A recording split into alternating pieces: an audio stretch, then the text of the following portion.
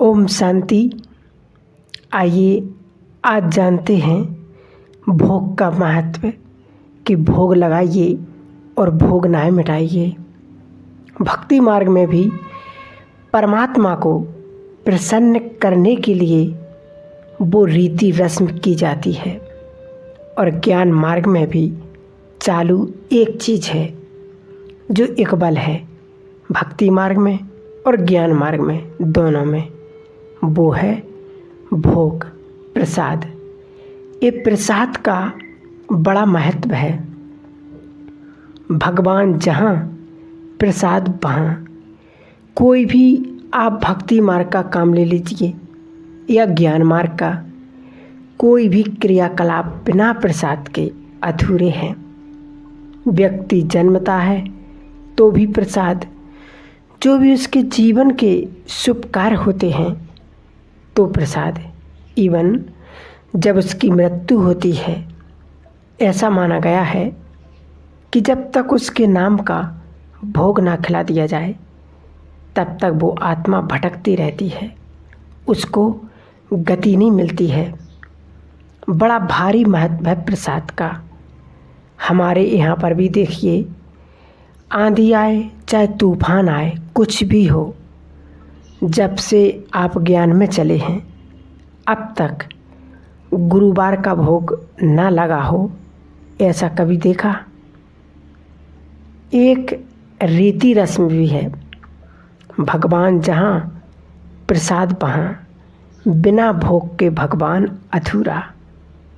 बड़ी वंडरफुल बात है, आश्चर्यजनक बात है कि देखिए, जब हम भोग लगाते हैं घरों में, सेंटर पर या भक्ति मार्ग में, जब मंदिर में प्रसाद चढ़ाने जाते थे तो हमारा जीव का त्यों रहता है, एक दाना इधर से उधर नहीं होता। फिर भी हम भोग लगाते हैं, प्रसाद चढ़ाते हैं। क्यों? जब दाना एक भी इधर से उधर नहीं होता है फिर भी लगाते। क्या है ये भोग?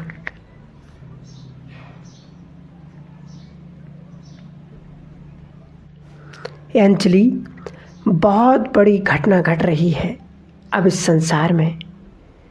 जो इस सारी सृष्टि का पालन करता है, पूरी सृष्टि की पालना कर रहा है, वो खुद भूखा है ना आश्चर्य की बात। एक व्यक्ति के घर में 200 लोग भोजन खाते हों और वो खुद भूखा रहता है तो कैसा लगता है?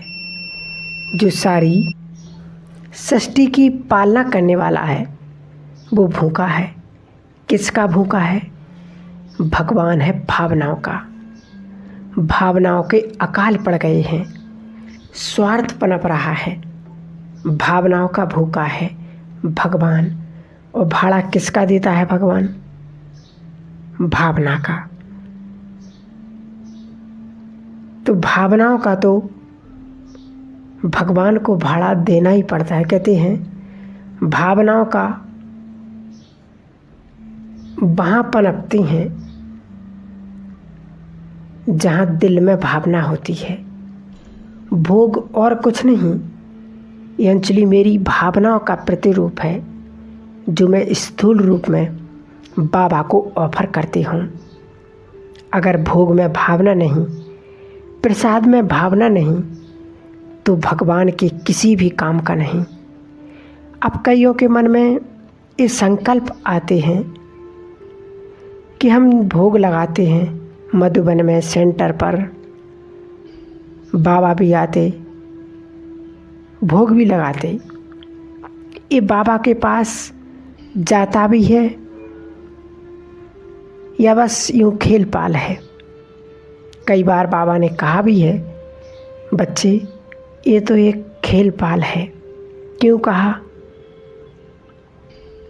क्या हुआ कि जैसे जैसे संस्था बढ़ती गई, कुछ ऐसे भाई बहनें आ गए जिनमें माया प्रवेश करना शुरू कर दी कि मेरे में मम्मा आती, भोग लगाते, भोग खाते हैं। तो सोचने की बात है कि बाबा का मुकर्रर रथ अभी है ब्रह्मा बाबा और गुलजार दादी का। तो बाबा ने गुलजार दादी का भी रहस्य बताया था कि दादी 7 जन्मों से पवित्र हैं, तभी संसार की सबसे बड़ी 2 शक्तियों को अपने ब्रेन में धारण करने की शक्ति है। तो बाबा के पास भोग पहुंचता है या नहीं? अगर भोग में भावना है तो 100% पहुंचता है, और यदि उसमें भावना नहीं, केवल नियम निभा रहे, केवल रीति रस्म के अनुसार कर रहे हैं, तो वो नहीं जाता, उसका कोई भाड़ा नहीं मिलता है, क्योंकि केवल भूखा भावनाओं का है। और यदि उसमें भावना ही नहीं है तो भाड़ा भी नहीं मिलता है। जब बाबा आते थे तो दादियाँ भोग लेकर जाती थीं बतन में। एक बार क्या हुआ, बाबा ने भोग की थाली में दिखाया बतन में कि उसमें एक बड़ा सा सांप है। अब दीदी घबरा गई कि मैं तो भोजन लेकर आई थी, ये सांप कहाँ से आ गया? तो बाबा मुस्कुराए। बाबा ने कहा, बच्ची लेकर के जाओ और देखो कि मिस्टेक कहाँ हुई है। वो बहन लेकर के नीचे आई, देखा, डिब्बी खोल खोल कर देखा, कुछ भी नहीं। लेकिन लास्ट वाली डिब्बी में जब खोला तो उसमें एक बाल था। उसको निकाल कर फिर ठीक ठाक करके ले गई वो दीदी, और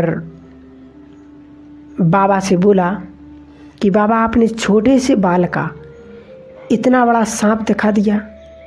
तो बाबा ने कहा, बच्ची ये है सूक्ष्म वतन, और सूक्ष्म वतन में छोटी चीज़ भी बड़ी दिखाई देती है। इसलिए बाबा कहते बात काम उतारने की नहीं, बात है भावनाओं का, बाबा को बांधने का, उसके प्यार में मगन होने का। और भोग लगाने से भोगनाएँ भी खत्म होती हैं। और भोगनाएँ कब आती हैं?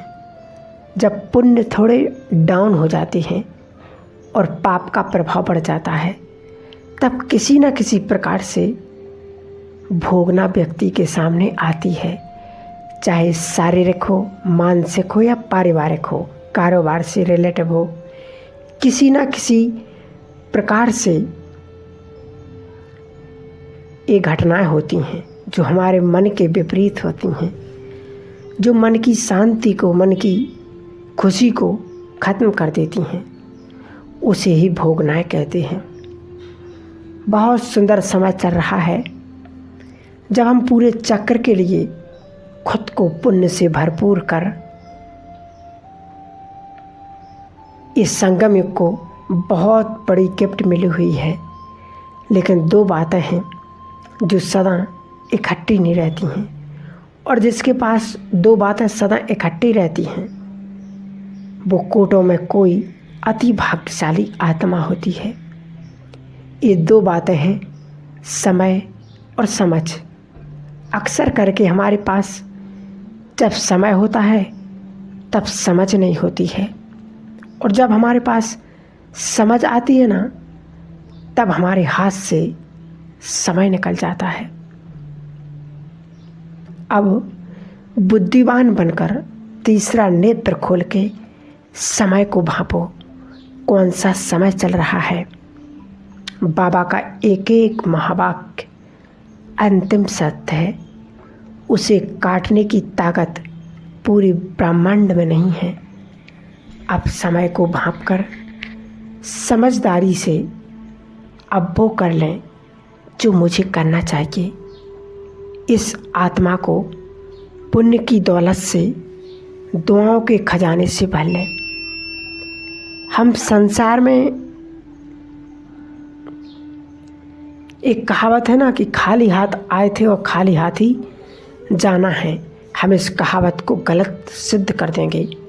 हम ना तो खाली हाथ आए थे और न जाएंगे, हम पुण्य की दौलत से भरपूर होकर जाएंगे कि देखने वाला कहे कि कोई प्रभु का लाल जा रहा है। देखिए, भोग जो ये गुरुवार को लगता है, कौन से दिन? वृक्षपतिवार, गुरुवार। और ज्योतिष शास्त्र के अनुसार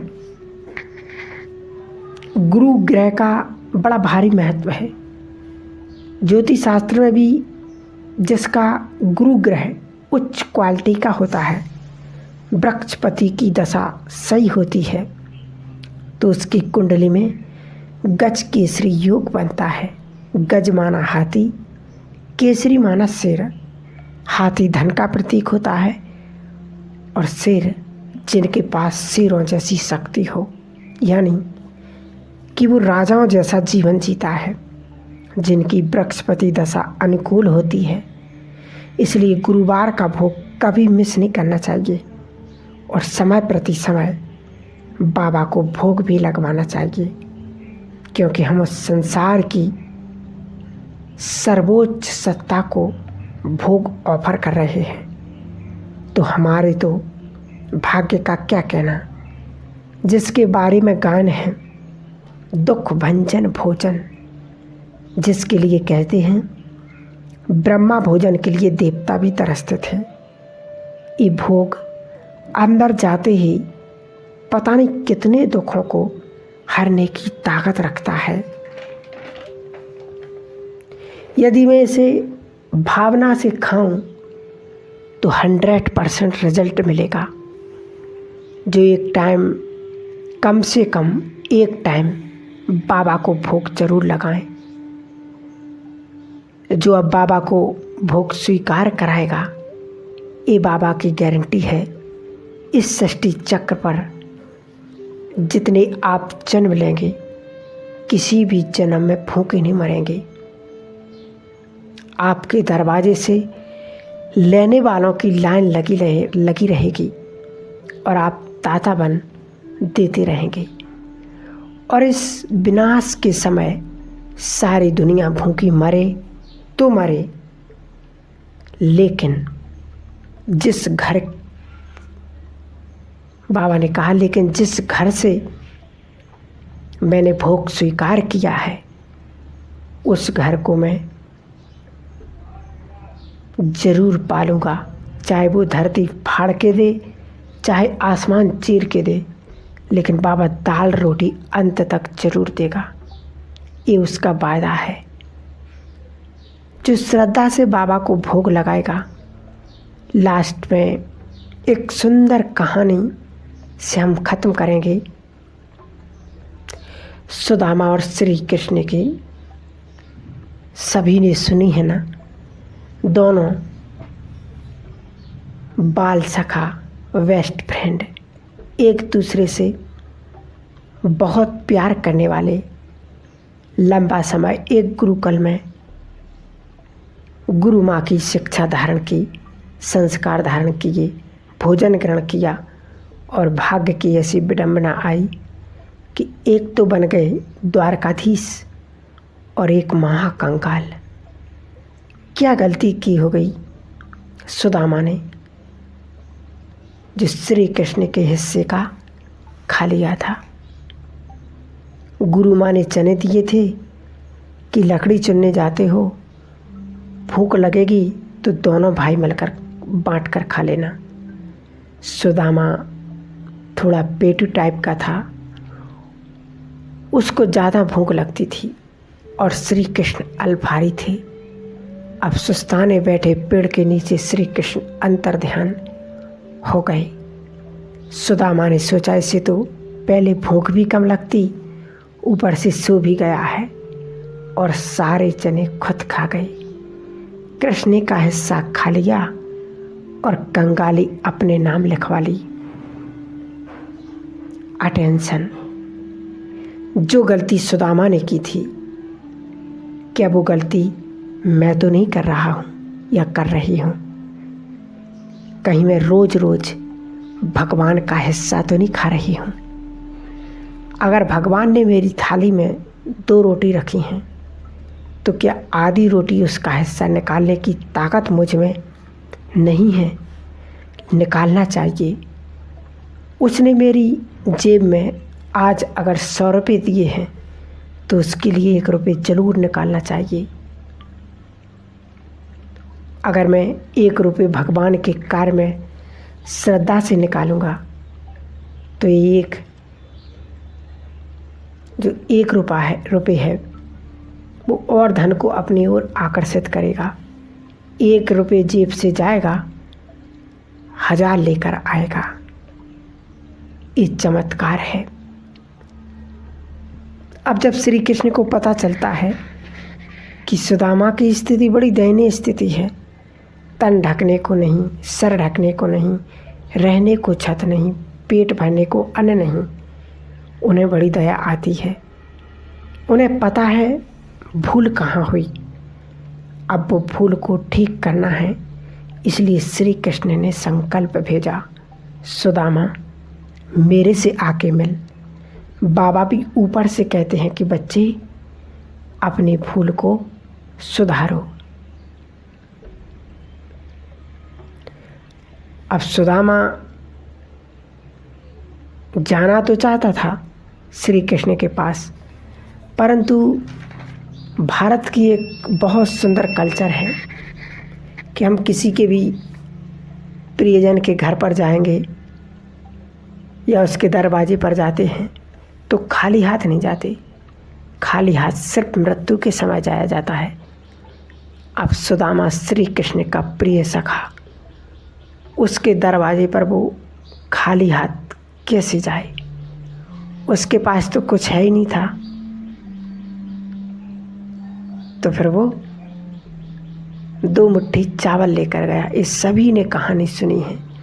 ऐसे परमात्मा भी अगर वो चाहे तो हीरो की बरसात कर सकता है, लेकिन वो हम सभी बच्चों का थोड़ा थोड़ा सफल कराना चाहता है। तो हम अगर भोग लगवाएंगे तो निश्चित ही हमारी भोगनाएं भी समाप्त होंगी। ओम शांति।